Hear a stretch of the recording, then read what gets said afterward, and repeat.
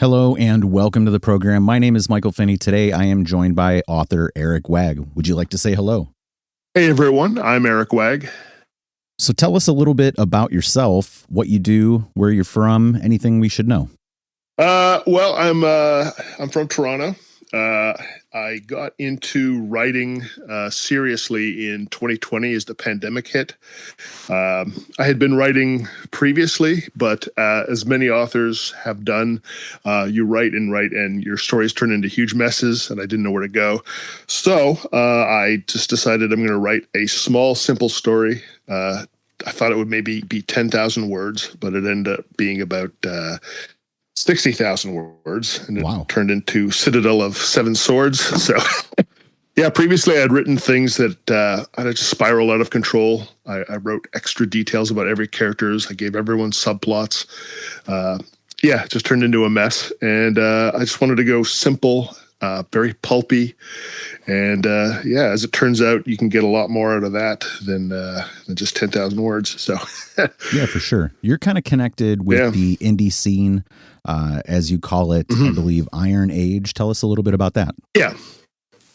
So everyone's got a different idea of what the Iron Age is. To me, it was just a nice banner to sort of, to wave. Has a cool name. It's really just, pardon me, it's very much against sort of mainstream publishing, which has been going downhill. I think people have looked for, the kinds of stories they want to read and they don't find it and they get maybe depressed, especially men and boys. They want adventure novels and it's just not there for them. And so I heard I forget who it was that I heard it from first, but Iron Age, I thought that's great.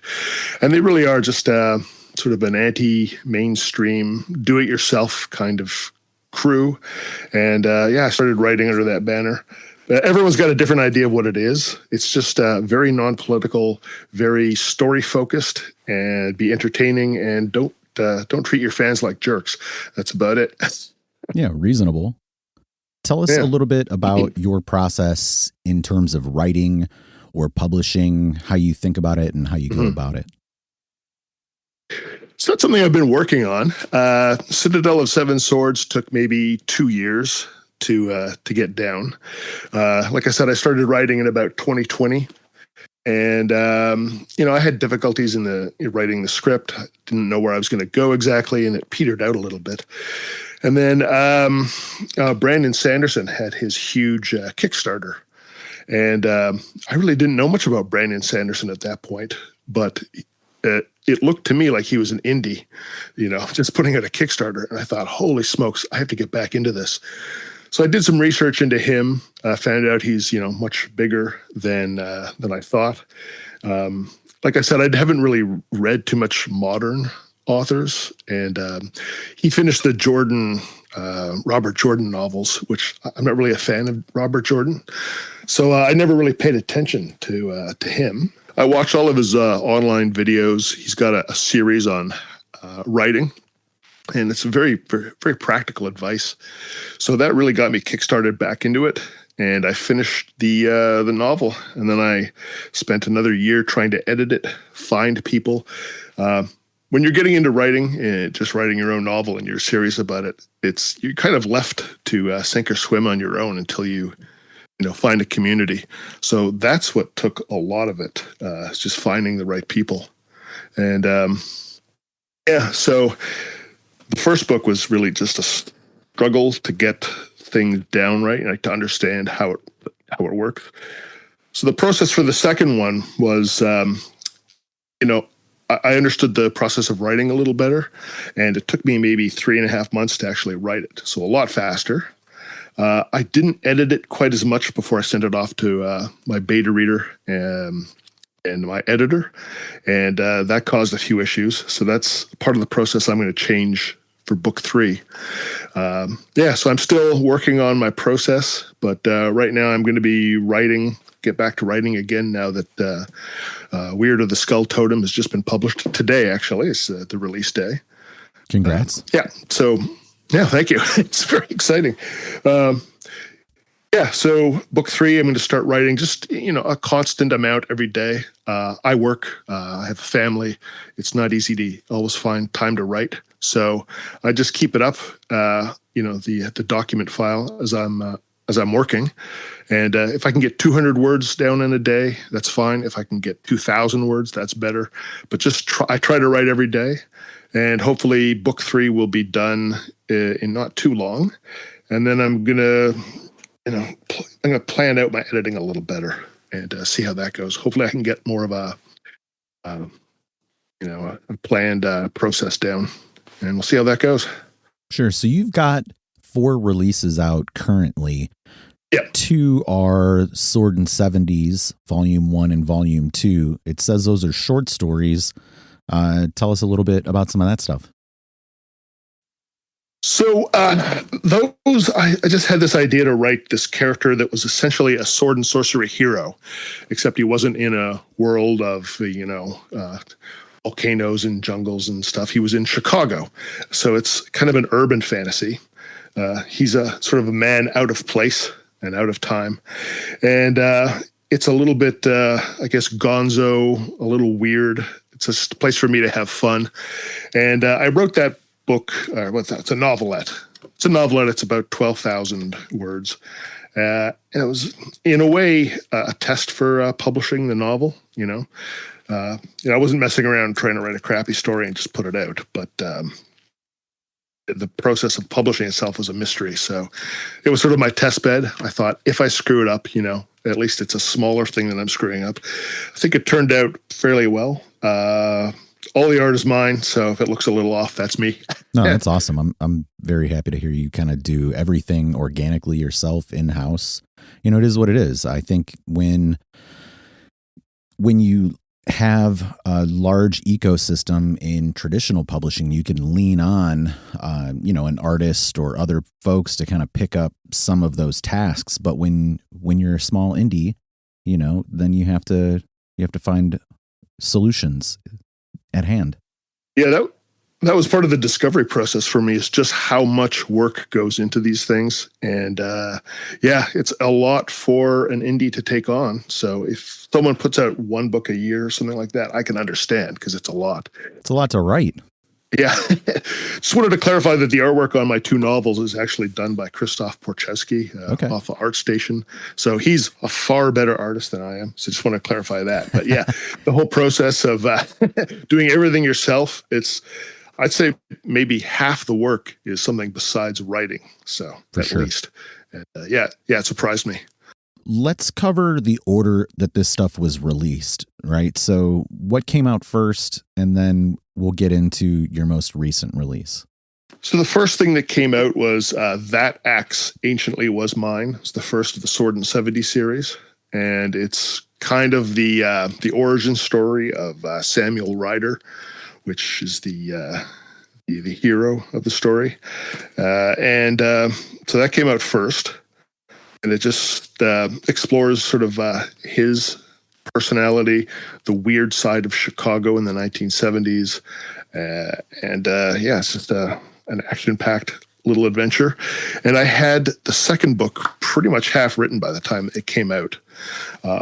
At that point, Citadel of Seven Swords was already written. I was in the process of editing it, but it's a very slow process. So I wanted this smaller thing that I could try to do on my own. It was a more manageable, bite-sized thing that I could do myself. And so I believe Fangs of the Moon Opal, which is the second of the Sword and 70 series, that came out just a little bit before my novel. And that's a continuation of an exploration of the weird side of Chicago with Samuel Ryder, where, he interacts more with a secret society and with the underworld there. And so after that, I sort of pulled the trigger and published Citadel of Seven Swords. And I was pleased with the way people received it. It got a lot more attention than the Sword and 70 series, which I think is maybe difficult to market because it's like hard to describe. What is it? Is it fantasy, urban fantasy, sword and sorcery? Yeah. So the genre is a little weird, but this is just simple sword and sorcery. And I was surprised to find there's a large number of people out there who really want this sort of thing. Just an old school barbarian kicking ass adventure. So I was happy to see people pick that up. Very cool, man. You have been ripping. I'm a very slow fiction writer. It takes me forever. Maybe I'm a slow writer in general. I guess you could even make that argument. I've been trying to put out one paperback a year since 2019. And, luckily I had a back catalog of stuff that I've been working on, but it's a lot of photographic kind of journalism, things like that.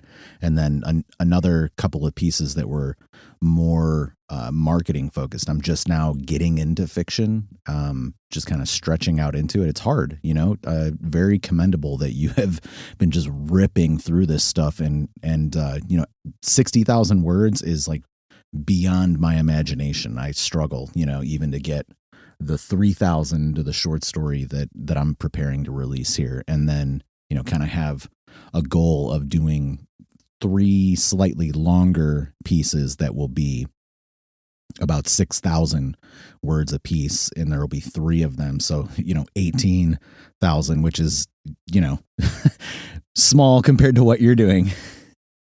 Short stories are their own thing, though. They're a little harder than people think. So 10,000 words of short stories is a little bit, more difficult than 10,000 words of a novel. You know what I mean? Why do you think that? You got to concentrate it. You got to really just boil it down to the bare bones and get right to it. I think it's, at least that's my take on it. So you've been doing mostly short stories. Yeah.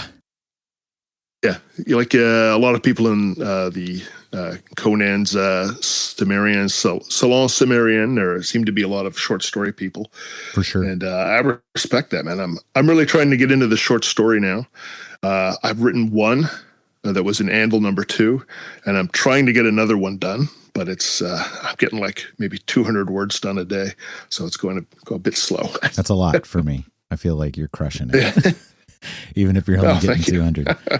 200 is like a pretty good average day if I'm actually like sitting down to write. If I get any more above that, then it's just a record setter of a day for me. Getting 3,000 took me, I would say, 6 months, last year. And then yeah. Oh, really? Yeah, for sure. And then, for me, I like to do the audiobooks. So have been working on the edits for that right now. Actually, over the last week, I've been doing the recording. I did some punch-ins that needed to be fixed up just because, little incidental noises occur or whatever. They need to be fixed. Yeah. Or maybe, you just don't like the emotional pacing of something that you read the first time around. So you switch some things around. And I found that to be really helpful for editing too. So there's actually a couple of choices that I'm making in terms of the copy just from going through that read. I don't know if you're into audiobooks. Oh, absolutely. Yet, but I'm not into audiobooks, but that brings something up is when I go through editing, I have what I call an audio edit, and I just let Microsoft Word read it to me, which is a terrible voice, but hearing the words just brings out so much that I missed the first time around. So it's just a different part of your brain, and it's incredible. So it's like having another editor. It's part of my current editing process. Yeah, it's to me, it's been absolutely critical. Have you thought about doing audiobooks for your releases? I mean, at some point, it sounds like you've got a radio voice, so I can imagine you doing a really good audiobook. I don't think I've got that myself, but I would totally look into that at some point. I would disagree. I think you can handle it. Yeah. Oh, thank you. Yeah. I've heard they're a little bit difficult, though, audiobooks, financially and getting them set up, and they don't really pay back that well unless you're bigger, but I'd definitely give them a try at some point. 'Cause I know they are, it's changing, I think, but. So here's the interesting thing for me. Ebooks perform very poorly for me. Paperbacks, good. Audiobooks, also good. Yeah. Whether that has to do with just the nature of, the folks that follow me around or are interested in my voice or the work in that sort of format or whatever. I really think that everybody should be looking at that aspect of their publications. And so if you have someone else reading them, right? Yeah, then the costs are going to skyrocket up. But if you can perform that reading, if you can perform that editing, it's really just time, right? In that sense. And the cost, if you have a good mic and you have some editing software, even if it's just GarageBand, which is what I use for mine, because it's so intuitive and it's enough. I've worked with a lot of different audio programs over the years, but honestly, like, you could put out an audiobook using just Audacity, which is $0 to do it, so I definitely advocate. Yeah, that's what I've picked that up, Audacity, and I've got DaVinci Resolve here. I have no editing experience with sound or video. I've done a lot of work on Photoshop since like the 90s, just messing around. So sure. I create my own stuff for Twitter to throw up. And but as far as Audacity and DaVinci Resolve go, I'm just learning that right now. I put myself up on YouTube because it's, that's putting myself out there, kind of like an uncomfortable step. But it's one of those things that I think if you want to be an author, you've got to do is, expand your horizons. Yeah, and get out of your comfort zone. So that's what I'm doing now. I've got a few videos out on YouTube. Most of them are just me sitting in front of the camera, and I was just recording it on my work computer, which has the built-in mic, built-in camera. Most of my videos are just that, so not the highest quality. And just this past month, I've picked up this. I've watched them. Oh, yeah? Yeah, they're fine. I think you're being overly critical on yourself. Yeah, I think they're fine. I think in terms of, just creating some material to build up a catalog on YouTube, it's perfectly fine. As far as DaVinci Resolve goes, man, DaVinci's such a fantastic free program and everything that you can do. I have DaVinci. I use it occasionally too. So in that way, to be able to create commercials for your own work, or to be able to do interview stuff, or to be able to create maybe even stuff based off of what you're writing. If you turned some of your short stories into animatics, or even if you did an author reading where it's just you reading your material that way, it might be an excellent piece of material to put out there into the world that way. Yeah, definitely think about it. It's something I'm playing with now.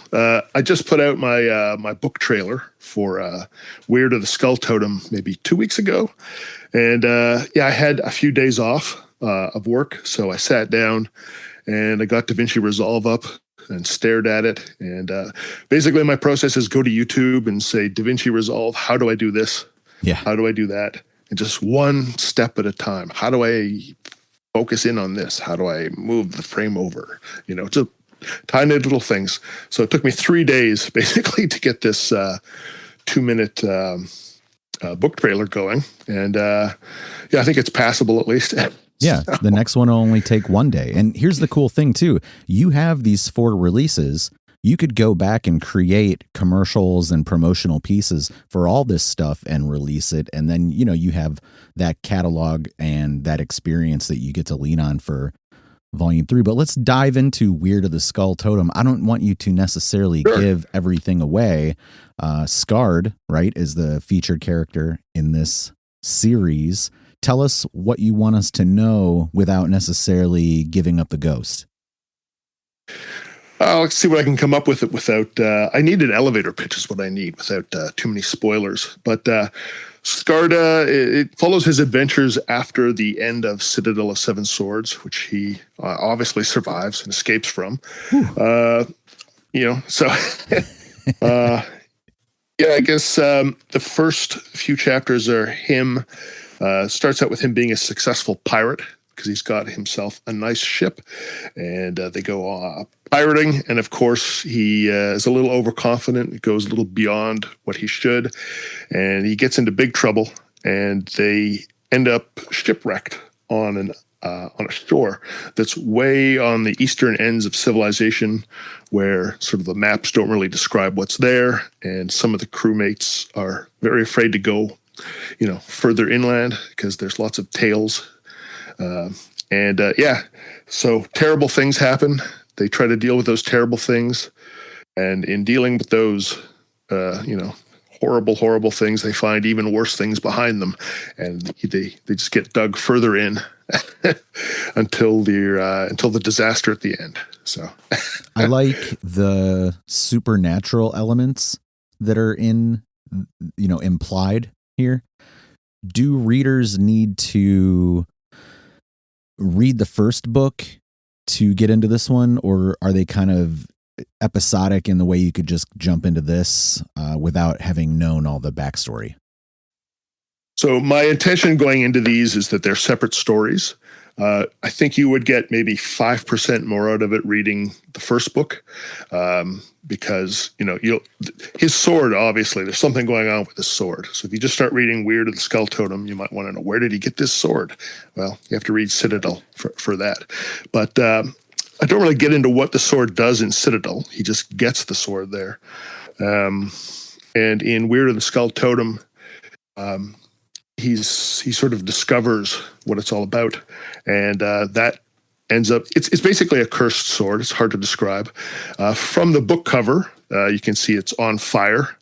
I hope readers aren't disappointed because it doesn't actually flame in the story, but it's connected to the element of fire. So it's very connected to the element of fire. You have to read it to find out why. But it's definitely its own. It's almost like a character in itself. So, and in a way, it's like a little bit connected to like Elric, right? Except he's not totally dependent on the sword. It's more like he can't get rid of this thing. And so it's a sword that he is dependent on, wishes he didn't have, but it can be powerful, but it's extremely dangerous, which is sort of the basis of the magic system that I've got going on with this. So very cool. I dig it. So what else should we know that we haven't covered that you would like people to know about you or your work, or really anything? I'll just talk about the magic system very briefly. It's very mysterious. It's very dangerous. Even those that use magic don't know everything about it. And it's a soft magic system because I felt that's really what it should be. Someone like Brandon Sanderson has a hard magic system. And for me, it's almost like a science. It's too much like a science. You know what I mean? I didn't want that element. I wanted the mystery involved. And so it's really about the feeling that I had when I was reading Savage Sword of Conan comics in the backseat of my parents' car, going on long trips. And there's just this, mysterious land out there. Who knows what's over the next hill? Excuse me. And I wanted to sort of bring that feeling of mystery and danger to the stories. Yeah, so danger and mystery and excitement. And I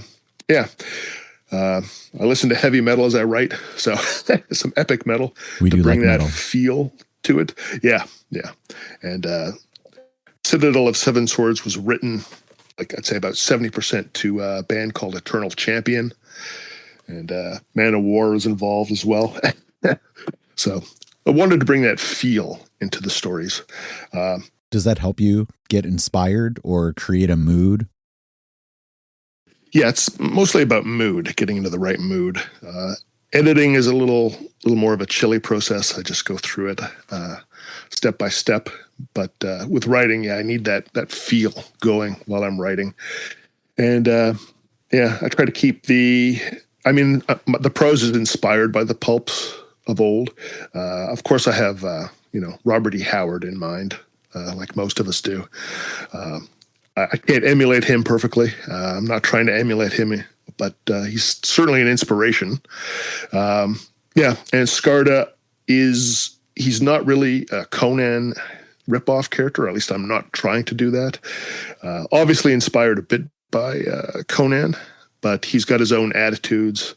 He's a bit more of a wild card and a smart mouth than Conan is.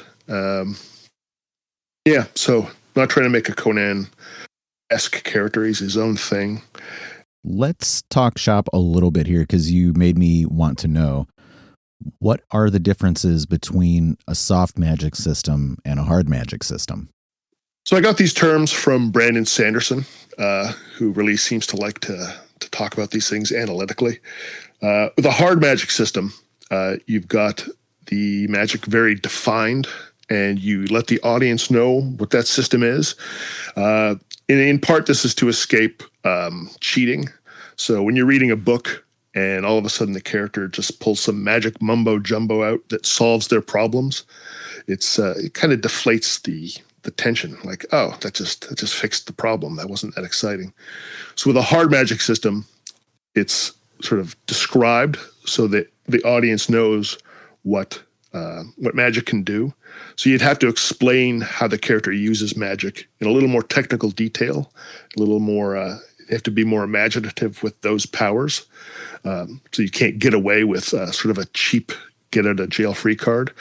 With soft magic, everything is very much undefined and mysterious, and you're not really given any sort of idea what the mechanics behind the magic are.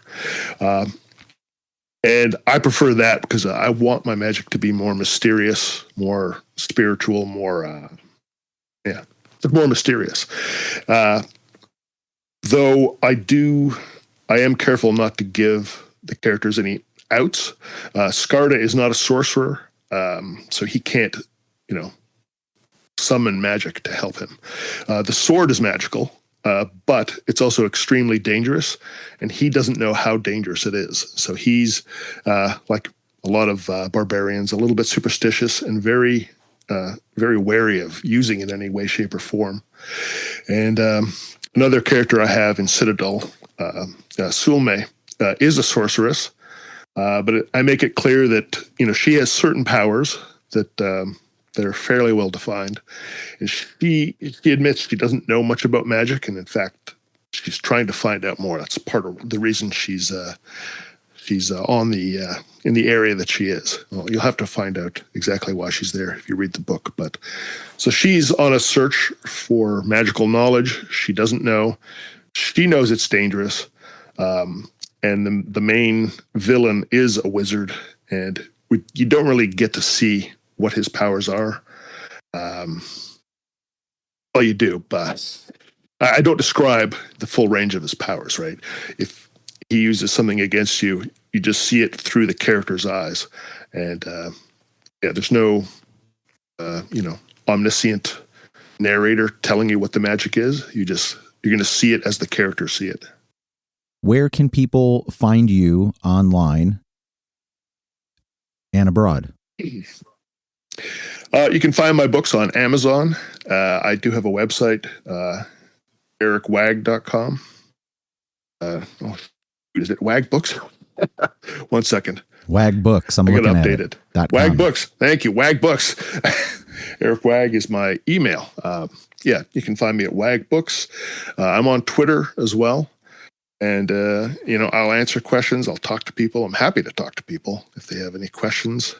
But you can pick up my books, Citadel of Seven Swords and Weird of the Skull Totem on Amazon. And I don't think the book 3 will be out by the time this comes out, but it's in the process. So if you got this out by February or March when this episode comes out, I would be blown away. I don't think that'll happen. But this year. All right. Well, hey, that's an incredible pace. I'll be honest with you. Thanks for taking the time, and we'll talk before too long. Thank you so much, Michael.